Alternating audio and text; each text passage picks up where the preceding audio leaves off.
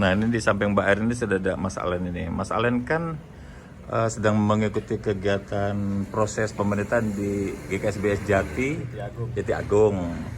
Kan sebagian besar masyarakat petani ya, kan gitu. Menurut Mas Alen, gimana pemanfaatan lahan-lahan di jemaat kita itu? Sudah optimal, sudah efisien, sudah oke kah gitu? Menurut Mas Alen nih yang sudah mungkin udah setahun lebih ya? Sudah 2 tahun. Nah, udah 2 tahun ini gimana? Sebentar, kalau asli sendiri dari mana? Asalnya dari Asli dari Kota Bumi, Pak. Kota Bumi ya.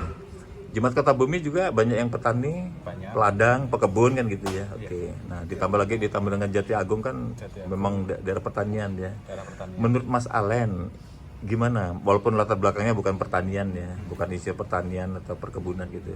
Tapi menurut pengamatan kira-kira masih bisa dikembangkan lagi nggak itu?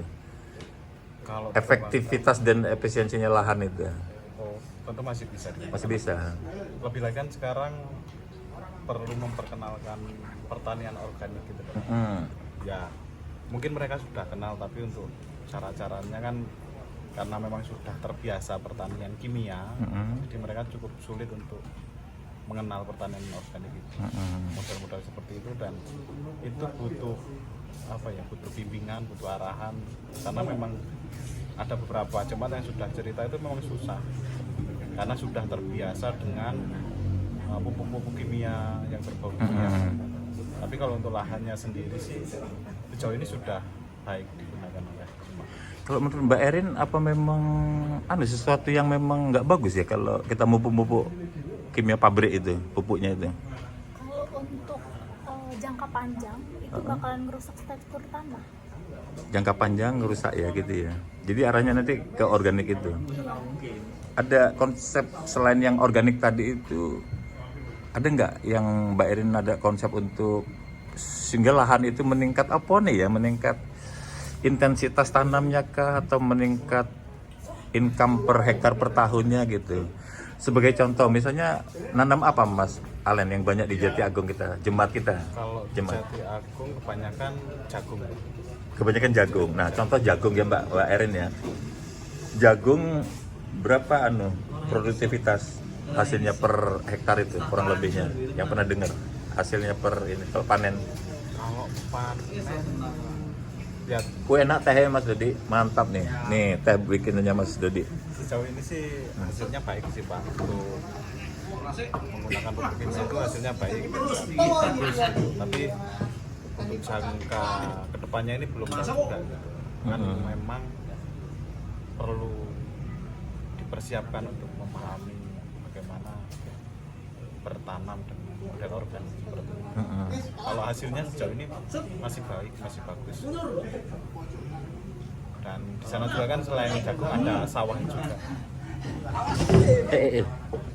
Itu Mbak Erin, apakah kalau kita nanti terapkan yang organik itu, ya memang lebih bagus lah dari sisi kesehatan segala macam ya, untuk mempertahankan kesuburan lahan oke. Tapi dikaitkan dengan yang konsep benefit cost tadi itu gimana Mbak? Itu di lahan luas ya, bukan yang botol-botol itu tadi ya? Gimana? Kalau untuk saat ini karena memang keadaan tanah sekarang udah mulai rusak ya, Pak. Jadi memang untuk pemulihan ke pertanian organik itu butuh jangka panjang. Jadi namanya juga ekonomi seorang petani ya, mesti memikirkan gimana caranya hasilku ini terus meningkat, walaupun itu menggunakan kimia, entah itu menggunakan organik, mesti yang dipikirkan oleh petani gimana caranya meningkat. Sedangkan untuk memulihkan ke pertanian organik itu butuh jangka panjang. Butuh jangka panjang dan butuh modal nggak sedikit ya. Betul. Jadi untuk merubah mindset yang udah tertanam sejak dulu untuk pertanian kimia beralih ke pertanian organik itu sangat sulit. Makanya kita perlu memberi contoh ini tadi ya, membangun apa ya? Aku pernah dengar siapa bilang itu ya, mau ngerubah sesuatu itu dirubah dari mindsetnya itu. Ya kan, dari mindsetnya dulu. Kalau dia sudah yakin dengan mindsetnya itu, dengan paradigma barunya, baru dia mau ngerjain. Kalau enggak kan, ya kan gimana kan gitu.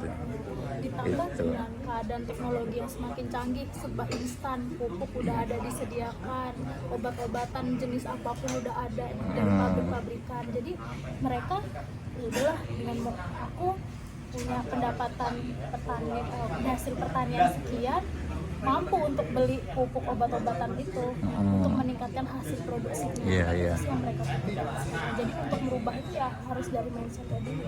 Dan diyakinkan para petani kita, jemaat kita itu bahwa dengan sistem organik itu nantinya itu memang akan memberikan tambahan pendapatan yang signifikan juga, ya kan? Kalau soal modal relatif lah ya, bisa berguyur, bisa pinjem, bisa diutangi segala macam, tapi harus diyakinkan bahwa nanti modal itu kan kembali ya, walaupun jangka panjang itu. Oke, terima kasih ya Mas Alen dan Mbak Erin ya. Wah, mantap ini. Nah, ini jam istirahat. Jadi yang ikut tes ini sedang, nah ini Pak Erik dan Pak siapa, saya belum Bontang, Pak Bontang ya, dari Blitar ya Pak ya. Nah ini lagi J mangga. Iya, aku disiapin sama Bu Priscila. Iya benar. Thank you Pak Erik, ya benar. Udah, iya udah. J, ya. Nah ini seru nih. Nih lagi pada makan siang. Kemarin sudah psikotes ya kan, Berin ya. Terus ini tadi pagi tes tertulis sudah. Terus wawancara baru 3 ya, masih kurang 5 lagi. Wah mantap. Iya, ini kebun belakang. Jeruknya buahnya banyak betul tuh. Ini halaman belakang Sinode GKSBS kita nih. Ayamnya Mas Dode ini pasti. Wah, tuh nangkanya juga berbuah, sirsak. Sirsaknya tuh banyak buahnya tuh. Sirsak, nangka, jambu, jeruk. Duren nggak tahu itu udah berbuah apa belum. Ini pete pasti. Dan banyaklah di belakang itu ya. Oke, seperti ini halaman belakang kantor Sinode.